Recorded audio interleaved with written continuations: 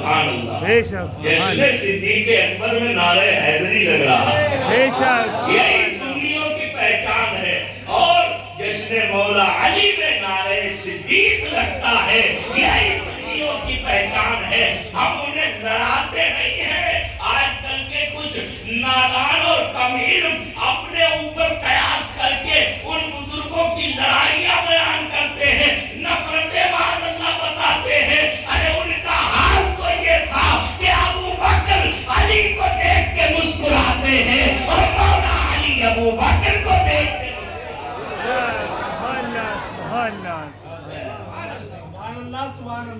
پوری انسانیت کی تاریخ میں کوئی ایسی درسگاہ ہی نہیں بنی ہے جو میرے مصطفیٰ کی درسگاہ کا مقابلہ کر سکے.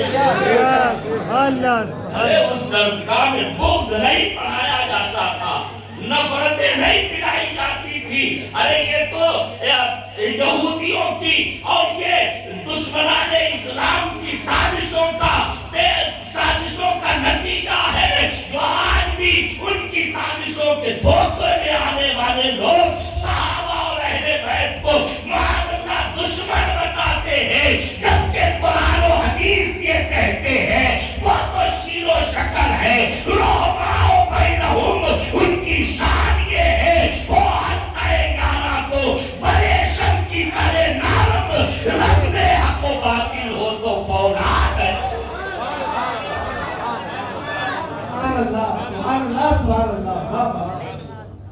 علامہ اقبال سمجھ لے, لیکن آج کل کے علامہ کہلانے والے مولوی نہیں سمجھ پائے.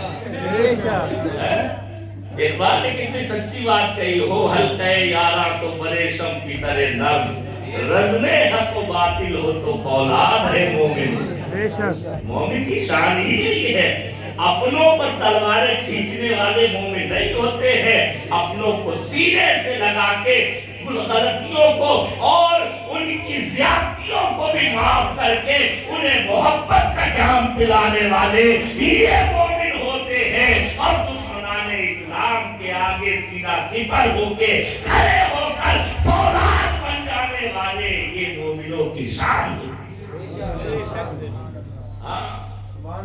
آج کل بڑے فتنوں کے چکر میں مت پڑا کرو اور ہر ایک مولوی کو بھی آئیڈیل مت سمجھا کرو. اللہ نے ہوش دیا ہے, عقل دی ہے, پڑھے لکھے آج کل کے سارے نوجوان اور بزرگ ہیں. اب وہ زمانہ نہیں رہا ہے کہ صاحب ہر ایک مولوی, اللہ اور رسول نے ہمیں مولویوں کی پیروی کا حکم نہیں دیا, ہمیں صحابہ اور اہل بیت کے راستے پر چلنے کا حکم دیا. نبی نے ارشاد فرمایا, دیکھیں سرکار دو عالم صلی اللہ علیہ وسلم نے تو بڑا اچھا فیصلہ کر دیا, ذہن و دماغ سے ہر فکور نکال دیا ہمارا. فرماتے ہیں ترکت فیکم الثقلین ما ان تمسکتم بہ لن تضلوا بعدی کتاب اللہ و عترتی اہل بیتی. فرماتے ہیں میں اپنے بعد تمہارے درمیان دو بھاری چیزیں چھوڑ کے جا رہا ہوں, جب تک ان کا دامن تھامے رہو گے گمراہ نہیں ہوگے. ایک اللہ کی کتاب ہے اور پھر میرے اہل بیت. اور دوسری جگہ کیا فرماتے ہیں, علیکم بسنتی و سنت الخلفاء الراشدین. اے لوگوں تم پر میری اور میرے خلفاء راشدین کی سنت لازم ہے, طریقہ لازم ہے. ان کے راستے پر چلتے رہو گے کامیابی سے ہمکنار ہو گے. صاف کر دیا معاملہ کہ کتاب اللہ کو تھامو, اہل بیت کو تھامو اور خلفاء راشدین اور صحابہ کا دامن تھام لو, اللہ تمہیں کامیابی سے ہمکنار کر دے.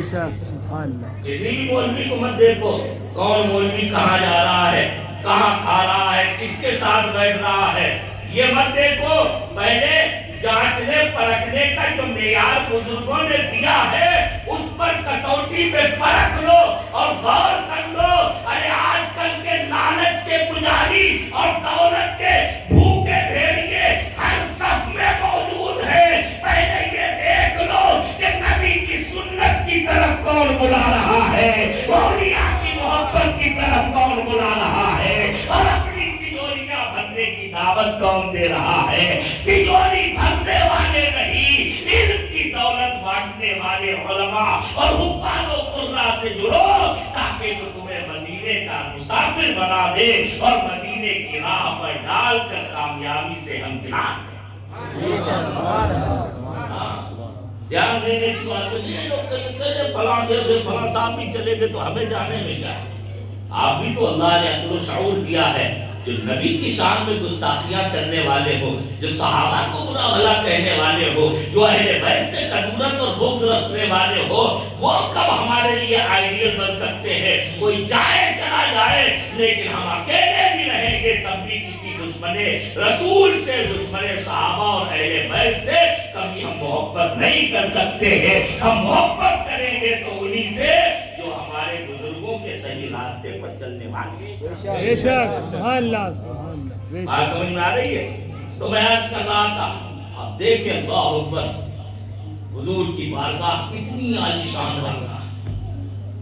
حضرت خواجہ محمد معصوم سرندی رضی اللہ عنہ فرماتے ہیں, میں کئی دن سے حضور کے روضے پر حاضر ہو رہا تھا, لیکن میرا ایک کام اٹکا ہوا تھا, وہاں سے اجازت نہیں مل رہی تھی, قبولیت کی سند نہیں مل رہی تھی. میں بڑا پریشان تھا کہ حضور کی بارگاہ سے بڑی عنایتیں ہیں, بڑے الطاف خسروانہ ہو رہے ہیں, لیکن میرا یہ کام نہیں بن رہا ہے.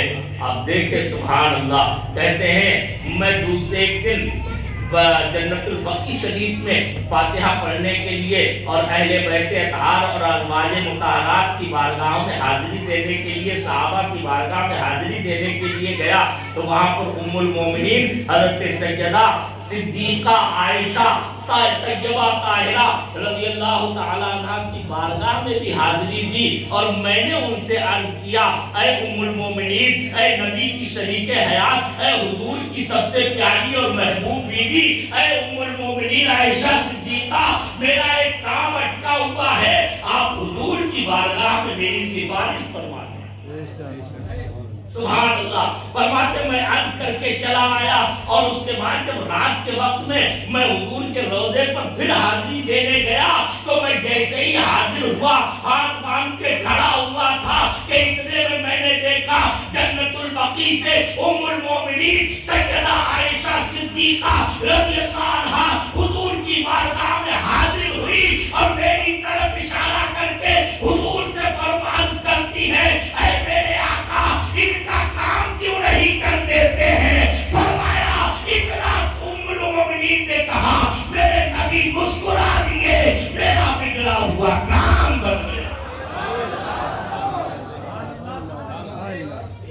جس کی بیٹی کی یہ شان ہو تو خود اس باپ کی شان کیا ہوگی رسول کی بارگاہ میں, خود اس باپ کی مقبولیت کا عالم کیا ہوگا.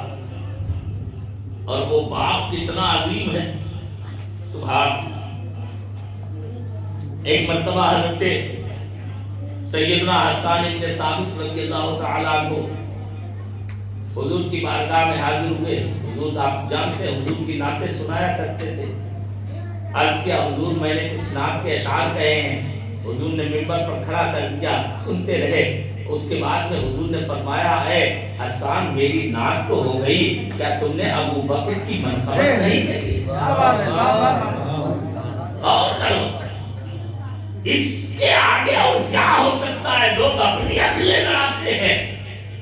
حضور کہہ رہے ہیں نعت سنانے کوئی بندہ آیا ہے, حضور کے غلام تو سب حاضر ہے, لیکن وہ غلام کتنا خوش نصیب ہوگا کہ جس کی مرتبت سننے کی فرمائش اس کا آقا کر رہا ہو, اس کا آقا کر رہا ہو. فرماتے ہیں حسان کہ ابو بکر کے بارے میں کچھ نہیں کہا. تو حسان ابن ثابت بھی سبحان اللہ صحابی رسول تھے, مزاج شناس نبوت تھے. عرض کرتے حضور کیوں نہیں, میں نے ابو بکر کے بارے میں بھی کہا ہے, اذا تذکرت شجوا من اخی ثقۃ فاذکر اخاک ابا بکر بما فعل ثانی اثنین اذ هما فی الغار المنیف وقد طاف العدو به اذ صعد الجبل.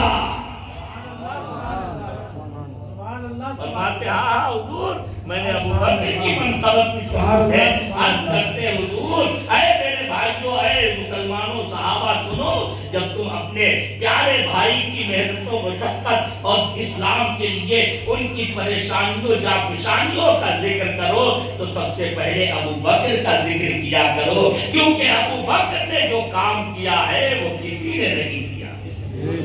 اور وہ کام کیا ہے؟ کہتے ہیں ابو بکر ان دو کے دوسرے ہیں جب وہ غار کی طرف چڑھے تھے، جبکہ دشمن غار کے آس پاس چکر لگا رہا تھا، لیکن ابو بکر اپنے آقا کے قدموں میں بیٹھا ہوا تھا۔ وہ ابو بکر صدیق رضی اللہ عنہ، کیا ان کی عظمت، کیا ان کی رفعت، کیا ان کی بلندی بیان کی جائے۔ ایک ایک لمحہ ان کی زندگی کا ایسا ہے کہ اگر ہم دیکھیں تو ایسا لگتا ہے کہ اگر عشق و محبت کو مجسم دیکھنا ہو،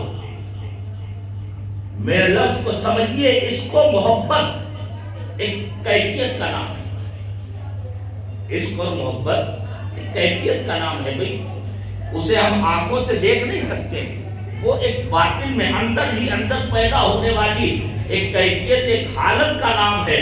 لیکن اگر عشق و محبت کو مجسم یعنی کسی جسم و جسمانیت میں دیکھنا ہو تو میں بڑی ذمہ داری کے ساتھ کہتا ہوں ابو بکر صدیق کو دیکھ لیا جائے، وہ نبی کا عشق مجسم نظر آئے۔